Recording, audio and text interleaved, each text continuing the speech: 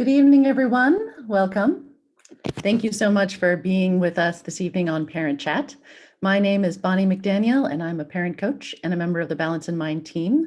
I'm filling in this evening for Sherry Gazit, our usual facilitator. She is on vacation. Our topic this evening is understanding anger, strategies for parents. This can be a hard one for parents. Many of us maybe haven't given a whole lot of thought to anger. We maybe try to avoid it if we can. And when our kids get angry, it can be hard for us to keep our cool sometimes and show up the way that we want to for our kids. So if that's you, you're in the right place.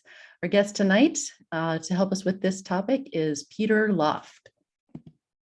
Peter, let me move my slide there. There you go. He's been a clinical social worker for 30 years, worked for over 20 years at the UW Parenting Clinic, where he researched various models to help families more successfully raise their kids. Currently, he works for UW General Internal Medicine at the Pediatric Clinic on Roosevelt Avenue in Seattle. He has two grown sons who spent the majority of their school years in the Lake Washington School District. For fun, he likes to ski, hike, and relax outdoors. That sounds nice. Welcome, Peter. Thank you so much for being with us. Thanks, Bonnie. So are we ready to get rolling? Yeah, let's do it. Okay. So actually, I'm sorry, Peter, before you get going, let me just say a couple words of housekeeping. We want to invite you all to participate in this webinar this evening. And if you've got questions, do feel free to use the Q&A box there on the bottom of your screen there. Just click that Q&A and you can put your question in there. Or if you've got a comment, if you just want to say hi, tell us where you're from, you can go ahead and pop that in the chat and we'll be reading that, and you'll have plenty of opportunities at the end of Peter's presentation to ask him your questions too. So, all right, take it away, Peter. Great, thanks, Bonnie. So my goal tonight is to give you some general background information on anger in families and where it comes from, how it's expressed, things you could do to have it be managed more effectively or be expressed more appropriately. And all the information I'll be sharing with you, there's research backing its effectiveness. And I'm a big believer in borrowing from people that I really admire. So some of the information in here comes from Laura Kastner, who's a local psychologist who does a lot of workshops for parents and families, and has just always been someone I've admired, who's written many good books. Carolyn Webster Stratton, she's the researcher I work for at the University of Washington Parenting Clinic. She's a local as well. 50 years of research on families that she was involved in. Children's Hospital, they have some great information on their website for families and parents. And then SAMHSA, our government agency that works to prevent substance abuse. So those are the main sources that I've borrowed information from. Whoops. So Bonnie, I can't get my slide to go forward. Do I need to? Let's see. Are you sharing the screen?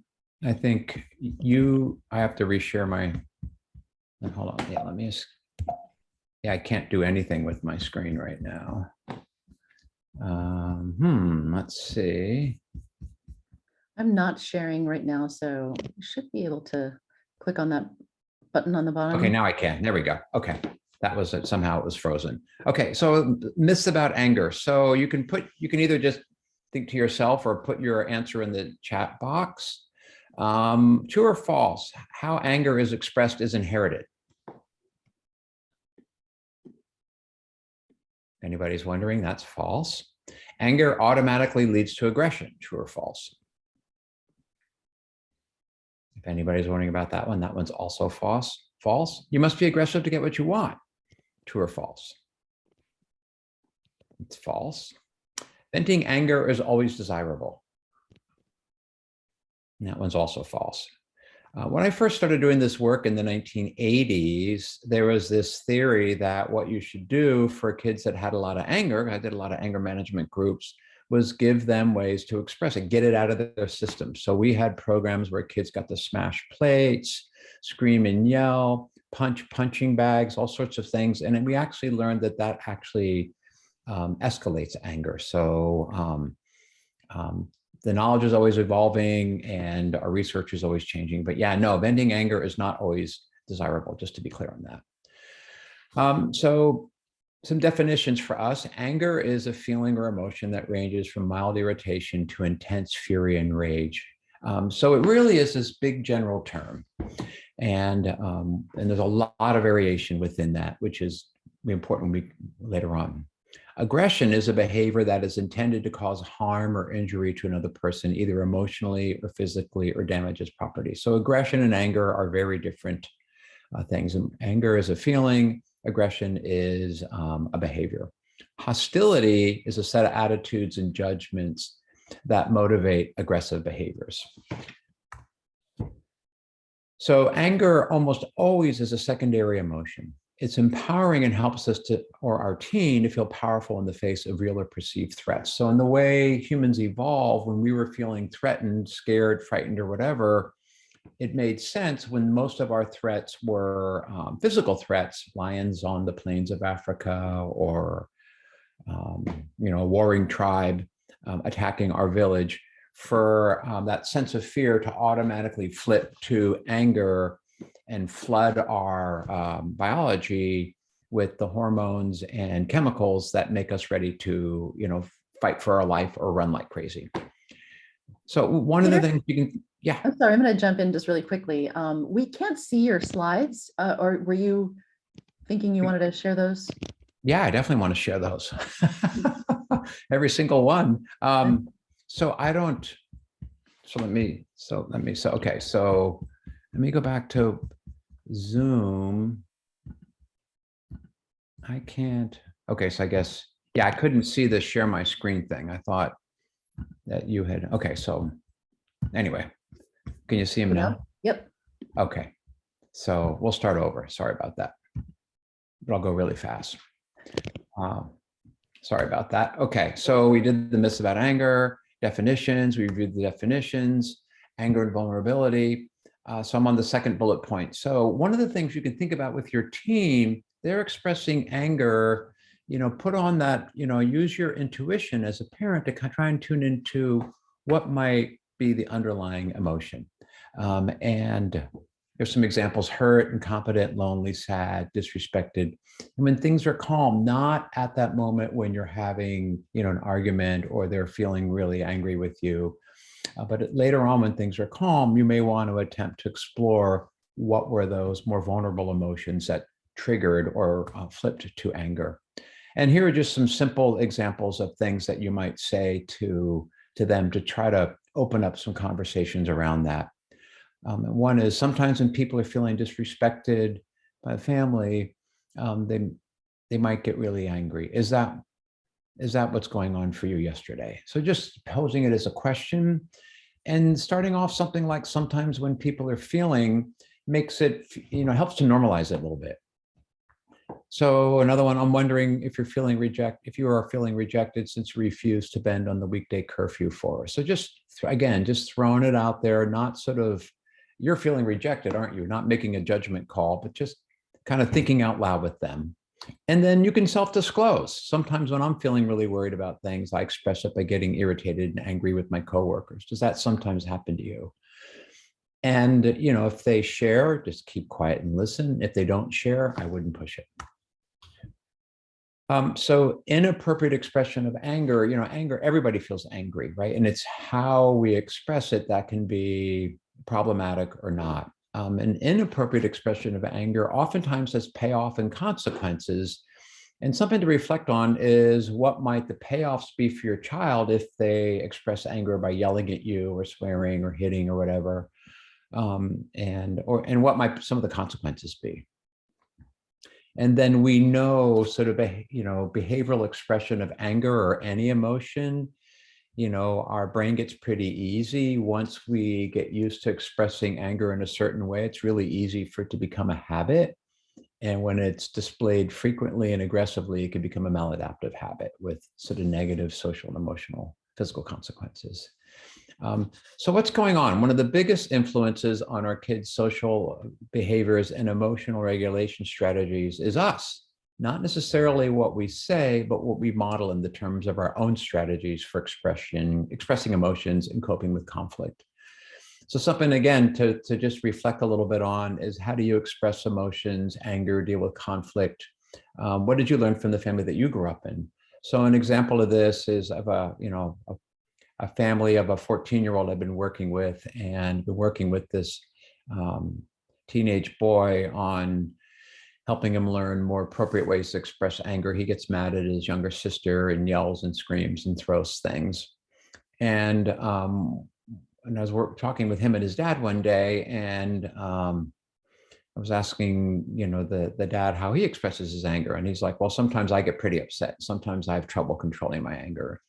And he and the son told the example of how someone, cut in front of them pulling into the Fred Meyer parking lot. So they followed him, tracked him down. The dad got out of the car, went up and yelled at the guy while he was sitting in his car. And the whole time his son was trying to say, Dad, don't do that. Get back over here. Come back over to doing that.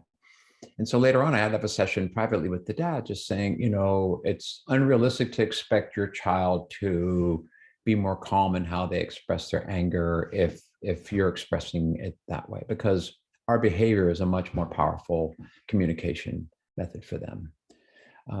The second biggest influence is your child's peer group. How do their friends express anger? And I think, our child's peer group is really important to them. And I think it's okay for you to sometimes, kind of talk with them about what are some of the positive qualities they like about their peers? What are some of the qualities in their peers that, aren't ideal? And the third is society, social media, video games, movies, the news. Really great. All that stuff on social media, really great fodder for dinner time conversations, not to judge, but just to discuss, what's going on there. How does that seem to influence me? How does that seem to influence you? We also know for teens, their brain is still developing. This is a slide of brain myelination, and those are these fatty cells that coat, the neurons, and the last part of the brain to fully mature, to get coated with the Schwann cells, the myelination of them, is the frontal lobe, which is the part of our brain which evolved latest and makes us the most human. And that's where impulse control, judgment, able to assess short versus long-term consequences takes place. So we'll talk a little bit more about this. So development is another big factor for teens. Their brains are way more sensitive to dopamine triggers in their environment than adult brains. And the dopamine is sort of a pleasure neurotransmitter. So they're more vulnerable to sex, to substances, to, instead of studying, binging on Netflix all night long. And we also know they're hyper aware of potential threats, perceived threats, not necessarily real threats. And the amygdala, which releases the chemicals that come from our brain when we feel threatened, triggers the flight reflex response, which is the yelling, the freezing, the retreating to the room and locking the door, not letting you in. And we know the mechanism that helps all humans to control those two different brains, pleasure and the threat circuits, really doesn't reach full maturity till about age 25. So they're set up for this. So what are some implications of this? Well, a lot of the disrespectful behavior and impulsive pleasure-seeking behavior that we see with teens has a lot more to do with the immature brain than being a character flaw, if the brains get sort of hijacked. And then, so this just repeats a little bit more on that whole myelination process. And so what are the implications for us? That we need to work harder to teach them coping skills, excuse me, and set up guardrails to help them moderate, their own behavior, because we know, just given what's going on in terms of their physical development, their emotional development, their hyper awareness of what's going on socially, their acute, self-consciousness, that they're sort of set up to make poor decisions and set up to emotionally dysregulate at much lower sort of triggers than they would if they were younger and if they were a little bit older, just because of what's going on with their brains. So the guardrails, the parameters for them to operate within that we set as parents is crucial. So a couple simple strategies that can be incredibly effective over the long term is that we know, since frequent angry outbursts or conflict of any kind can fray an emotional bond between parent and child, one of the things that you can do to strengthen and nurture that bond is look for ways to spend, I guess the gold standard would be 15-minute daily spending time with your teen, doing what they want to do, just enjoying them, and joining with them in their world. And I was just thinking, maybe if folks had ideas on simple things you could do that, or that you've already done, that helps you to sort of connect with your teen, they could put them in the chat just so other people could get some ideas. That would give you a couple minutes to do that right now, if you have ideas. And then I'll share some of mine.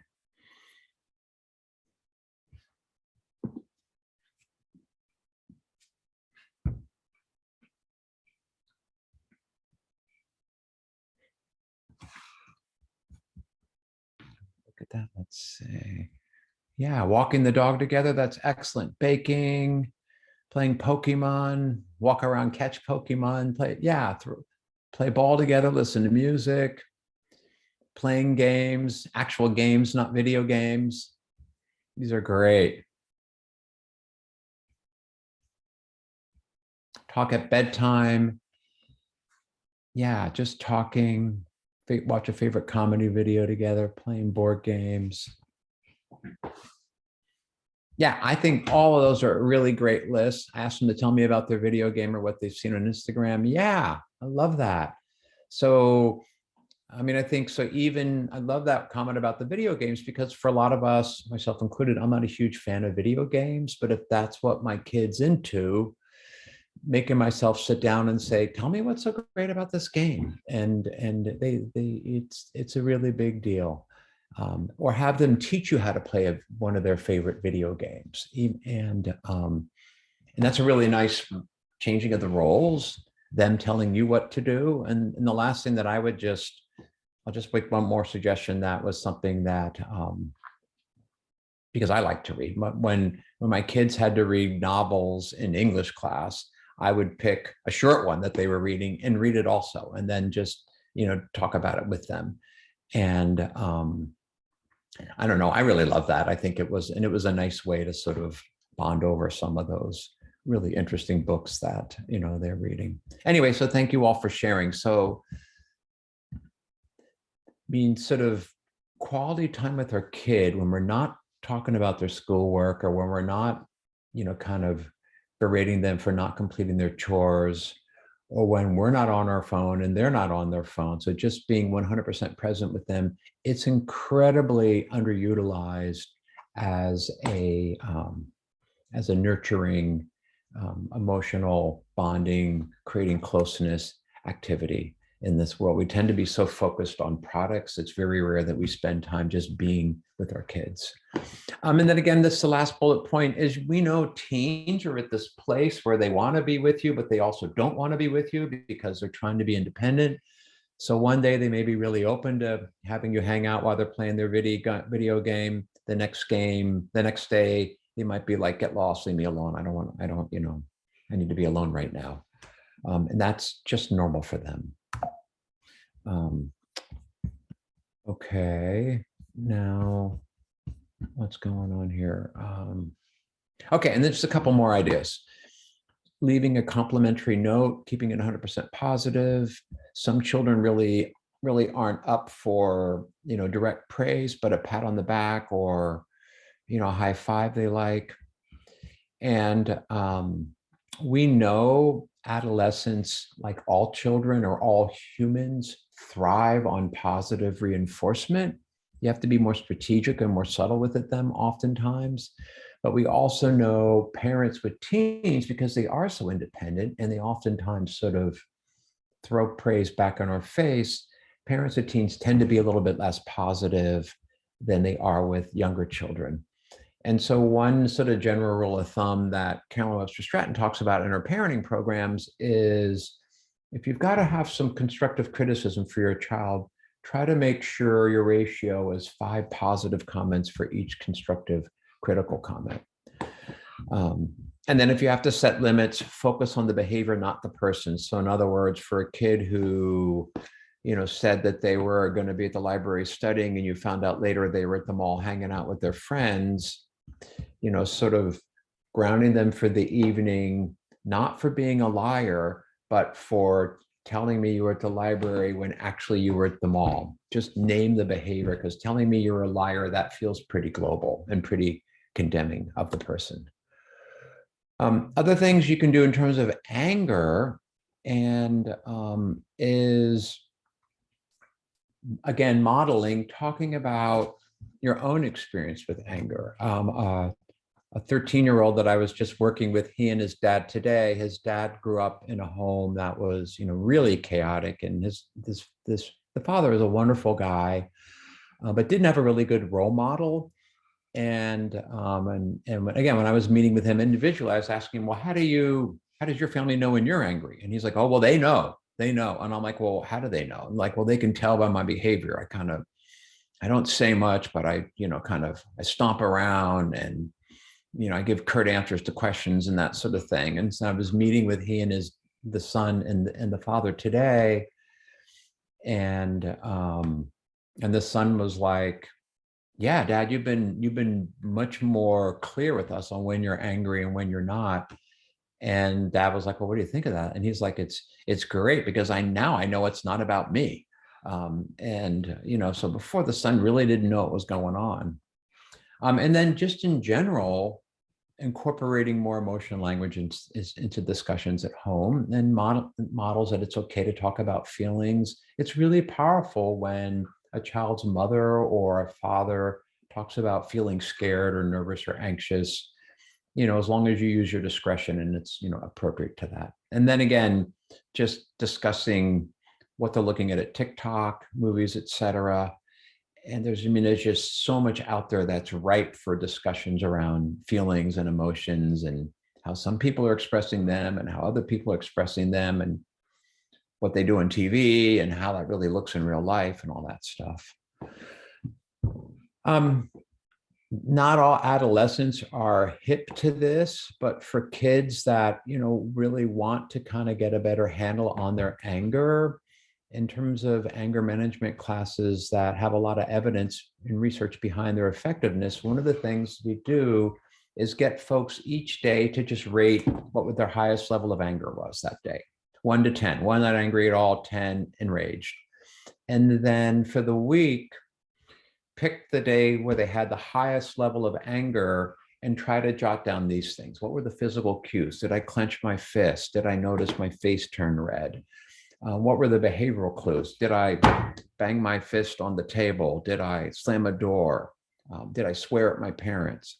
Emotional cues. Were there any other feelings besides anger? Was I feeling hurt, or was I feeling disrespected or not listened to?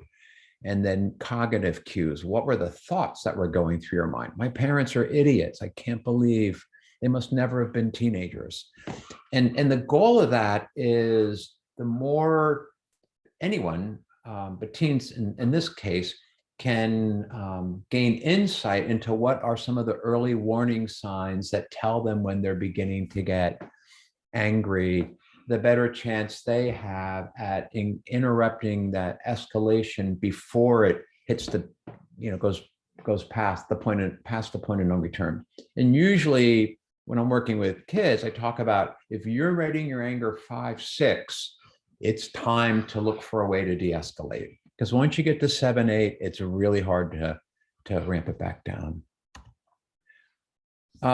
And discussions get heated. Teens have really strong opinions, and so do parents. And sometimes we do have to have some strong disagreements with our kids. So sort of what we talk about in my anger management programs is coming up with some conflict management parameters. So if the conversation is getting heated, and a good signal for a parent is if you find yourself raising your voice because your son or daughter is raising their voice, that means things are escalating, and it's probably time to call a timeout. And then everybody go somewhere else for 10, 15 minutes, minimum 10 minutes. But then you come back together again and continue to try to resolve whatever the issue was. So it's not a way to avoid dealing with the conflict. And then just in here, there's a couple of examples of different ways to calm down, and just deep breathing, just taking, calming, long, deep breaths. It can be really effective for that. If the expression of anger escalates to a point where you feel like you need to have a consequence, either they're using abusive language, or they're damaging property, or they're threatening to harm someone, ideally possible consequences should be discussed ahead of time, so teens know what if they decide to escalate to this level, they know the choice they're making is going to end in this consequence. So, for example, the child who didn't tell his parents where he was, or lied about it, the consequence was that Friday night he was grounded. So it's relatively immediate, it's brief. If you can't be clear on where you are, then you're going to have to stay home on a night when normally you'd be able to go out. Delivered calmly and respectively. It's something the parent can follow through on, but it probably means the parents are going to have to stay home. They're not going to be able to go out Friday night they have to be able to monitor it. And then when it's over, Saturday night comes around. Okay, where are you going to be? Well, I'm going out with Joe. We're going to the movies. Okay, have a good time. You would not want to say something like, have a good time, but I better not find out that you weren't at the movies with Joe. So in other words, you don't want to bring up the past. You want to, when it's over, it's over. You want to be forward focused and assume your child's going to make responsible, positive decisions. So again, I think it's helpful if anger is escalating to something that's really uncomfortable for us or feels unsafe in any way, to something that's disrespectful. It's appropriate to let our children know how we're going to respond. If you use swear words, I'm going to turn around and walk away. I am not going to engage with that. If you damage something when you're upset, then we're going to dock that out of your allowance. And then once your child calms down, somebody needs to be the grown-up here. And at that point, we recommend that it's appropriate for you to say, hey, I'm glad that you're calm right now. That limit still stands, but I'm really glad you're calmed down. Do you want to, watch this? Do you want to watch The Office with me? And I think the fourth bullet point is a key one, that if you're, having clear consequences for inappropriate expression of anger, then it's important that you're also thinking about, what am I going to offer as rewards or positive payoffs for my child when they are appropriate in their expression of anger. So to make it more worth their while to work a little bit harder at controlling their anger. And so then, for families where oftentimes you're just saying, well, I never get a say, you never listen to me, my ideas don't count, we oftentimes suggest setting up, a weekly or bi-weekly, family meeting where anybody can bring up a problem and put it on the agenda and talk about it. And these are just some tips for the parents if you're going to try to have one of these problem-solving meetings to help you stay calm.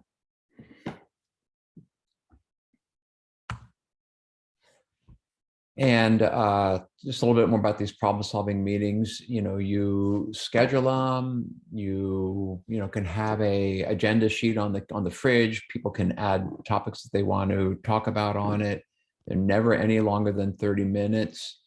And there may be problems like nobody's, sort of people aren't following through with their chores after school and dad feels like a nag or something like that. But they can also include positive topics too, like where do we want to go on summer vacation, or we've got a little bit of money left over in our budget. We can go out to dinner. Where do we want to go out to dinner as a family? Something like that. And then the steps that are recommended for these problem-solving meetings is, somebody needs to be the scribe for these meetings. So whatever the problem is, you write that down. What's the goal? So in other words, how do you want things to be different? What's the positive opposite of the problem? And then brainstorming solutions, write them down, and it's okay to be wild and crazy. A parent I was working with a teen the other day where we were sort of rehearsing one of these problem-solving meetings, and the problem was having to nag the son to get him to do his chores, and he didn't like being nagged, and it turned into a big argument, and people would get angry, and then things wouldn't get done, and everybody be frustrated. Well, one of the solutions that the kid came up with was have mom do all the chores. And another one was just no chores for anybody. So it's okay for them to be a little bit unrealistic, because that sort of loosens the juices and people get more creative. And then we came up with some pretty good ones. So then again, you want to evaluate the, positives and negatives of those various solutions, and then pick one or two to try, and then schedule time to revisit this. And again, if these meetings escalate, again, you can invoke that, let's take a break rule, spend 15 minutes calming down, and come back and try again.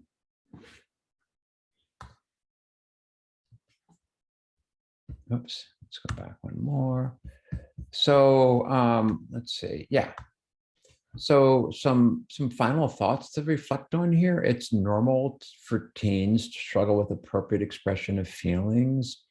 Nurturing your bond through special time and praising them when they are making good choices are probably one of the most powerful tools you have in your tool belt.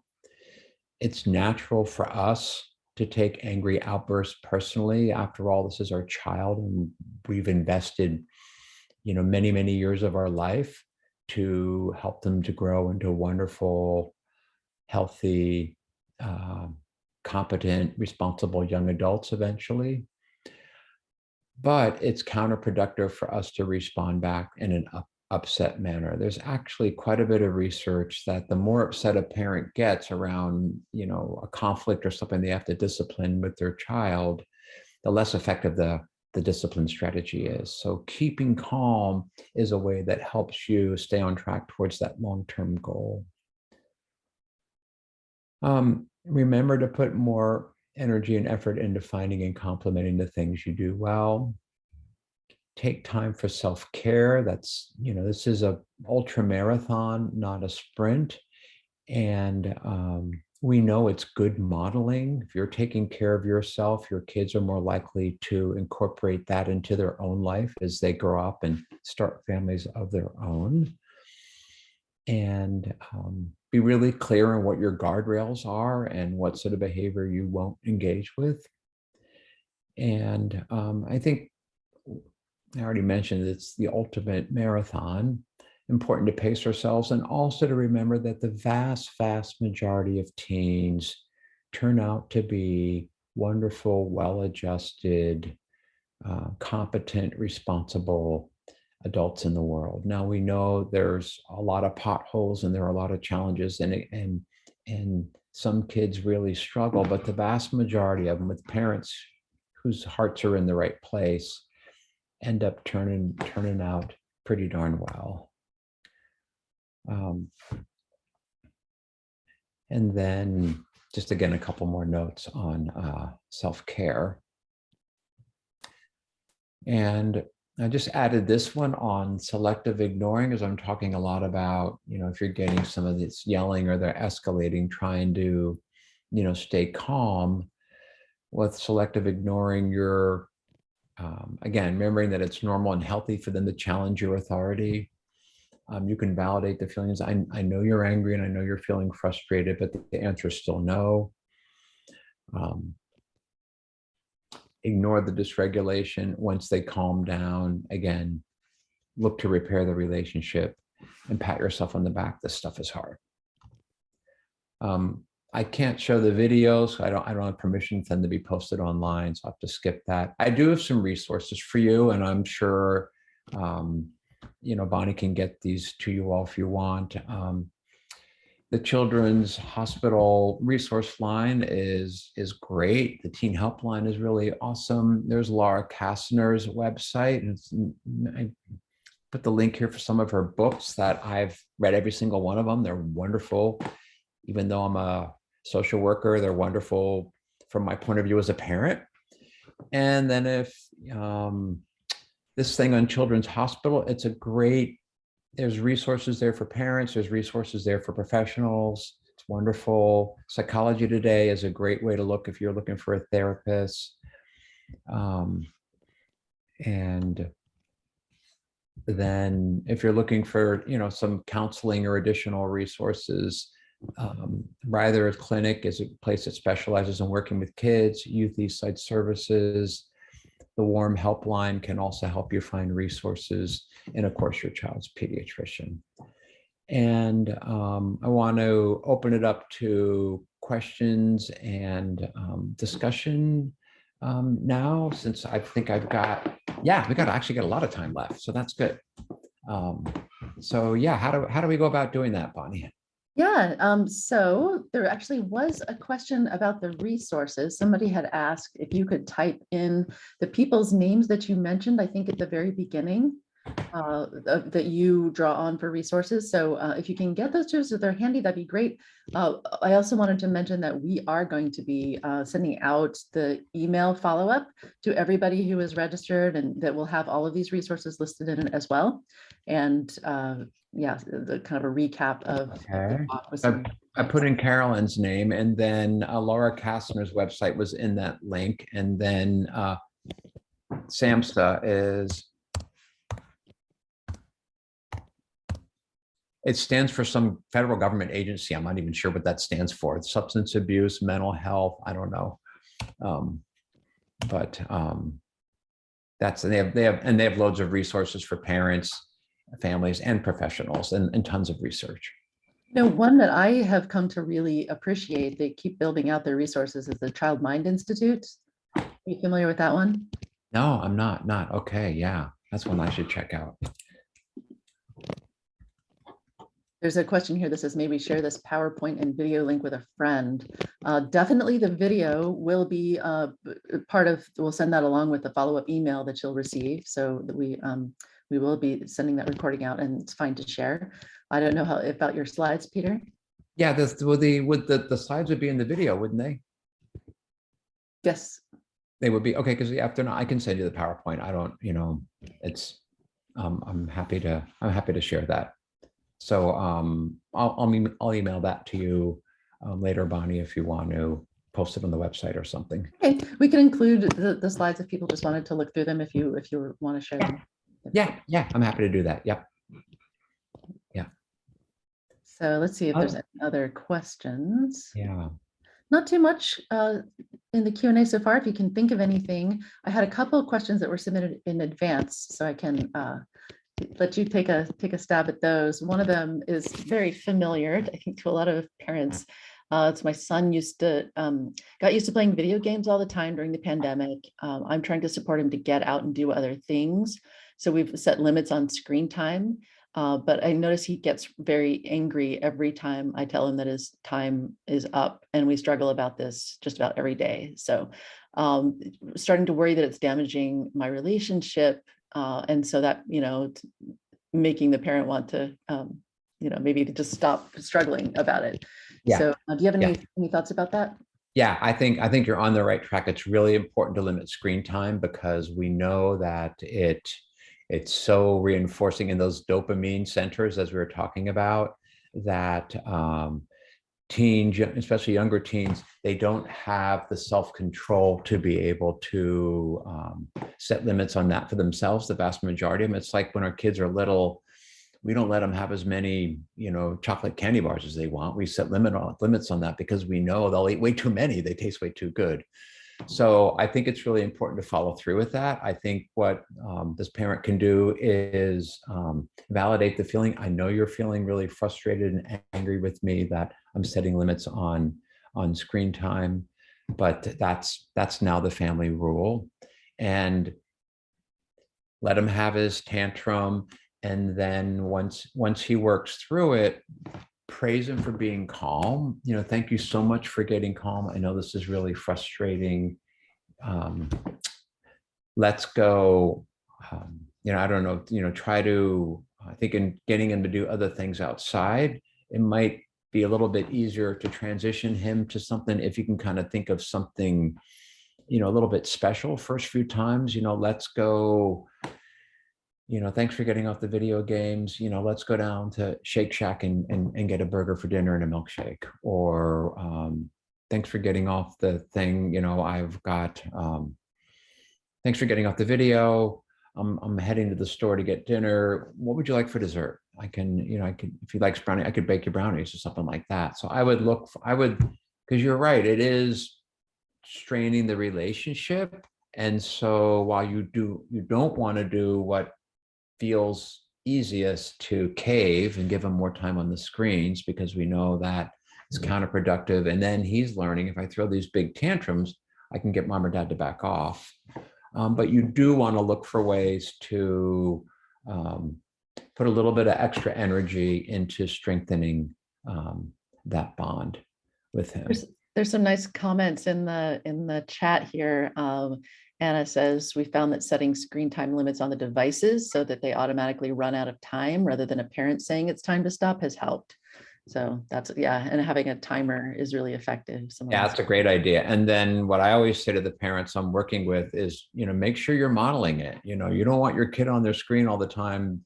You don't want to be looking at your phone all the time, because there's a real mixed message there. And I'll just tell you all a funny story. My sister was like the most hardcore about this. Luckily for me, both my kids grew up before everybody had a smartphone, but my sister's caught right in the middle of it with you all. And she's just got a hard rule. When you come into her home on a school night, anybody, whether it's you or me or her kids or kids' friends, phones go in a basket in the kitchen, and nobody's allowed to be on their phone, period. And then the only computers they had was one in the kitchen and one in dad's study. And they didn't have any Wi-Fi. So they could monitor, and she just didn't want them on the screens all the time. Now, I always felt like she was a little bit hardcore on that, but her kids complain like crazy. But now that they're young adults, they were like, actually, it probably wasn't such a bad thing, because they said they got a lot more sleep than most of their friends. Yeah, that is definitely what I'm hearing. People can pop in the chat if that's familiar too. I think one of the issues with these screens is that teens overall are not sleeping as much as well. Yeah, my sister told me that she'd get up in the morning, 6 o'clock or whatever. She'd look at her son's phone when he was in 7th grade, and he'd be getting texts from his friends at like 2 a.m. It's crazy, right? It's just crazy. There's a comment here. Anna says, I have screen time limits on all the distracting apps on my phone too, which I think is a great move. Good for Let them them. know Yeah, that it's not just for you. And like you were saying before, it's not just teens that struggle with these things, that, adults can struggle with them as well. And, yeah, it's really good modeling. I mean, and I really empathize with that mom, because the pandemic, it made sense. Everybody's scrambling around trying to figure out what to do. It made sense to bend the rules and let them have more screen time than we might have otherwise. I certainly would have if I had kids at home. And but then and that when you sort of reinforce more reasonable limits, as they're doing now, they're going to fight back on that. But it's still the right thing to do. And I love the parent mentioning having the sort of those limiting devices on their own phone, so that they're not it's good modeling for the kids. That consistency is really valuable.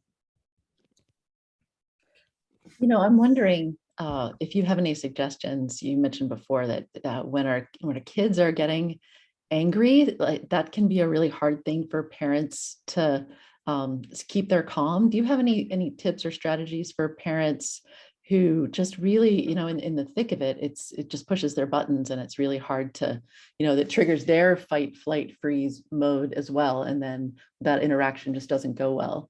Yeah. Well, a couple of things is to reflect on, okay, what are my triggers? You don't love me, or you hate me, or it's your fault mom and dad got divorced, whatever it might be. Your kids know your triggers. And so one thing is to spend some little bit of time sort of thinking, what are my emotional hot buttons that my child is likely to try to push? And then ahead of time, preparing for yourself, some sort of a coping statement. So something that you can kind of have as a mantra that you can sort of say to yourself. And literally, some folks that I know, and I did this when my kids are younger, have it written on a little index card in my my wallet. It might be something like, it's normal and healthy for them to protest limits. This is this is going to be worth it in the long run, or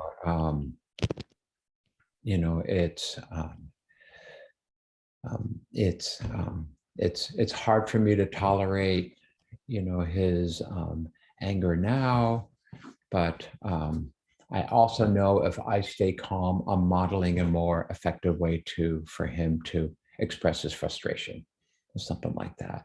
But I think it's really helpful or I had one parent who said what she does, she just, on her little index card, she just wrote the word Hawaii. She just tries to imagine being on the beach in Hawaii. So uses some visualization, something to try to keep herself calm. For me, whenever I'm in a heated situation, just taking deep breaths really helps me to, keep from getting agitated or escalated. But we know having some sort of a positive coping thought in your head, as well as something you can do behaviorally,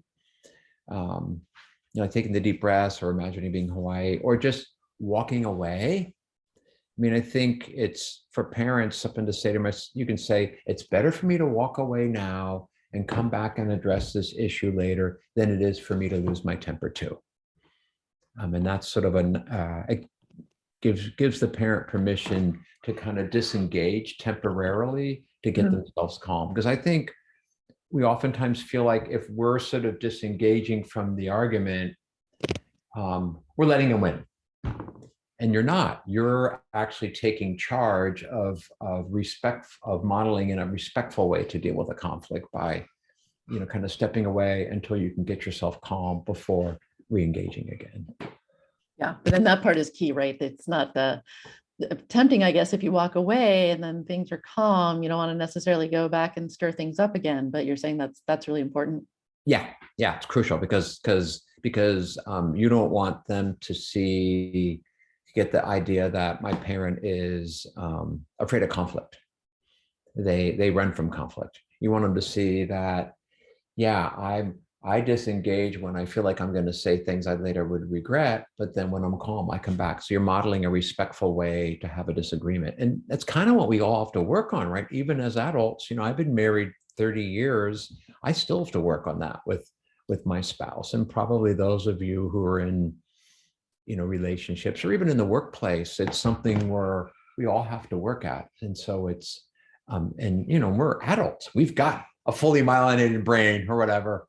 But yeah, it's always hardest with your own kids because it's your own flesh and blood, right? Or people that you've invested untold hours and toil and, made sacrifices for.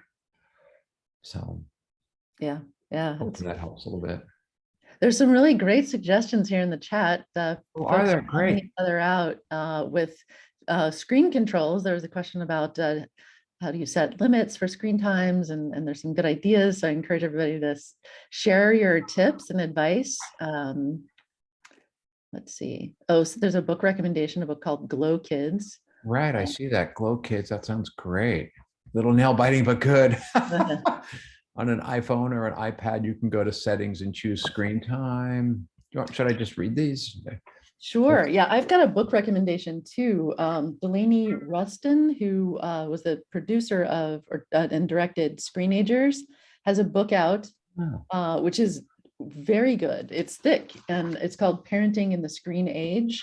A really good resource. She talks about all kinds of different aspects of social media and video games and mental health repercussions. So that could be a really good resource for parents, maybe something to read with friends.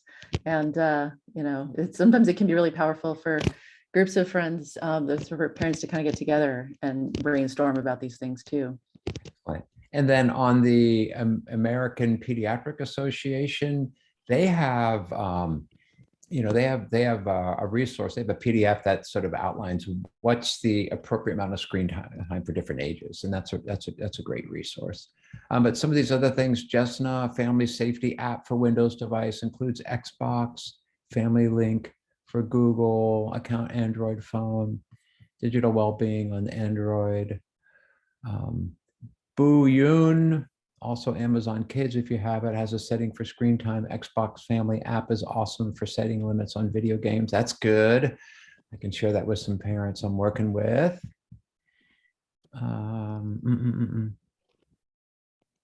Yeah, it can be really powerful when parents get together around these topics and start talking to each other, sharing information, sharing resources and strategies. We use an app called Screen Time. How cool is that? They actually named it what it is, and then somebody else wrote, empathize and validate makes me want to stay with them during their storm, but setting a firm boundary sometimes means leaving, which seems wrong because I think they need our calm present. Yeah, I mean, you're not leaving permanently. You're just disengaging until they can kind of until you can get yourself calmer and being with them, as long as you're not sort of over attending to the emotional, to the anger, because your attention, if you give it too much attention, you could inadvertently end up reinforcing it. But validating the feelings, but then also giving them the space and time to work through that, and then re-engaging with them when they're calm tends to be more effective. Now, you would want your own kids best, so whatever your gut tells you works best for them, obviously that's what you're going to want to do. You'd want to let them know that that's what you're doing if you're going to step away. Yeah, you can say, mom's taking a break. This is I'm getting a little upset now. I need to take a break. Dad's going to go, go out in the backyard for a couple minutes and calm down. Dad's getting a little frustrated right now. Yeah. There's a question about general book for growing a child or raising children for parents.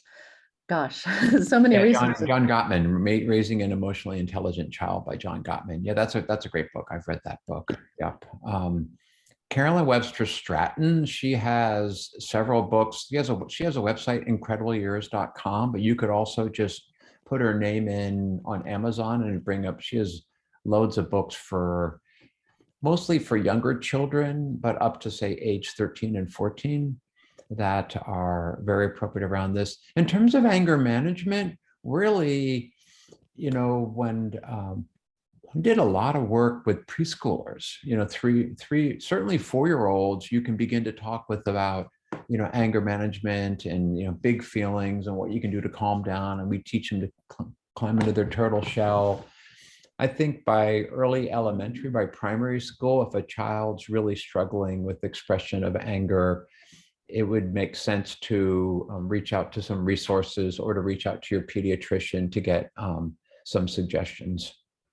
And here's another good recommended book. What is it called? Peaceful Parent, Happy Kids.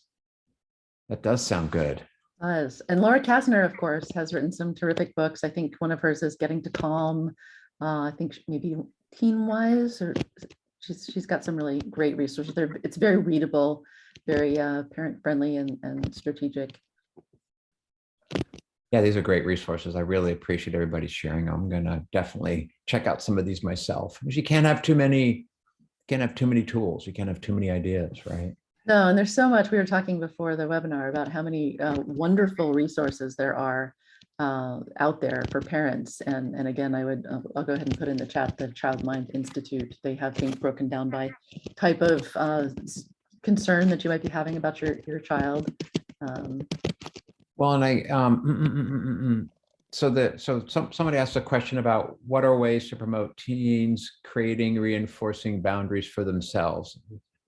For example, emotionally based boundaries besides modeling the behavior may have miss this info, so disregard. So I think one of the things to do is when things are calm, talk with them about, and I'm not 100% sure what you mean by emotion-based boundaries, but trying to help them notice when they're getting upset so that they take a break themselves before they, you know, become so upset that they lose control and they emotionally dysregulate. They're yelling and screaming or what have you. I think when they're calm, I would talk with them about, okay, so last night we had a discussion, things got a little heated. You got calm pretty quickly. What was going on that helped you to get calm? And what about that time when you got calm more quickly? Does it make sense for us to try to remember so that you can tap into it in the future? Or if it didn't go that way, okay, so let's talk about ways that you and I can work better together. So if you're beginning to get upset with me when we're having an argument or a discussion, and you're beginning to feel yourself begin to get angry, let's talk about what you might recognize in yourself or that I might notice that can trigger either of us to call a timeout. So I think you can, when things are calm, not right in the middle of the heated argument or even right after it, probably the next day, if they're up for that. And then in terms of just sort of more concrete rules with teens, it's appropriate, to engage them in a discussion of what are our rules going to be. Now, what I say to all parents is, families are not democracies, they're dictatorships, benevolent dictatorships, but you're the boss. But you want your kids to have a say. So I think I should be able to stay out till 2:00 in the morning on Saturday night. Well, let's talk about this. I'm not so sure that's reasonable because then we've got to wait up till then and blah, blah, blah, blah, blah. Well, how about, 12:30 or something like that? What can you do at 2 in the morning anyway, right? What's open? So anyway, I think in terms of the rules, engaging them in a discussion around them, and in terms of emotions, debriefing with them when they were successful, how did you do it, is really helpful. And then when things didn't go well, instead of rehashing what didn't go well, okay, what can we learn from both of us losing our temper yesterday that will help us be better prepared to do a better job at managing our emotions in the future. So really trying to look at it towards not, oh my God, why did you get so mad at me and throw things and break things? Don't you feel awful about that? Because that's looking backwards to, okay, things didn't go well yesterday. What do we need to do differently so we can have a better discussion next time we have a disagreement tomorrow?